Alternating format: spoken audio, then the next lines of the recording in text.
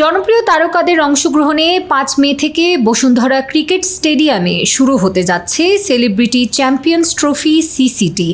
টুর্নামেন্টটি সামনে রেখে বৃহস্পতিবার ২ মে অনুষ্ঠিত হয় ট্রফি উন্মোচন অনুষ্ঠান, যেখানে উপস্থিত ছিলেন জনপ্রিয় পরিচালক গিয়াসউদ্দিন সেলিম, অভিনেত্রী দীপা খন্দকার, কেয়া পায়েল, নাদিয়া, অভিনেতা ইরফান সাজ্জাদ, চিত্রনায়ক রশন, মডেল শামীমা ইসলাম নীলাসহ শোবিজ অঙ্গনের এক ঝাঁক তারকা।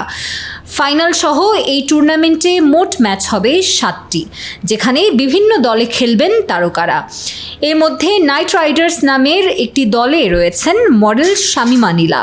ট্রফি উন্মোচনের দিন সংবাদ মাধ্যমে তারকাদের সাক্ষাৎকার নেবার সময় তার কাছে জানতে চাওয়া হয়, তিনি ক্রিকেট খেলতে গিয়ে বোলিং করতে গেলে যদি ব্যাটিংয়ে শাহরুখ খান থাকেন তখন কি করবেন।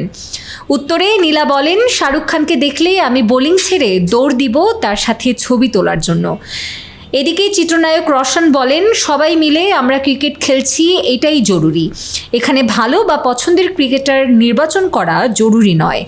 অন্যদিকে নিজ দলের প্রতি আস্থা রেখে অভিনেত্রী কেয়া পায়েল জানান, আমাদের টিমটা নিয়ে আমি আশাবাদী যে ভালো করবে।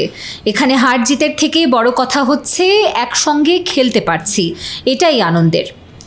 প্রসঙ্গত, আকর্ষণীয় এই টুর্নামেন্টে অংশ নিচ্ছে টাইটান্স, নাইট রাইডার্স, জেভিকো কিংস এবং স্পার্টানস, এই 4টি দল।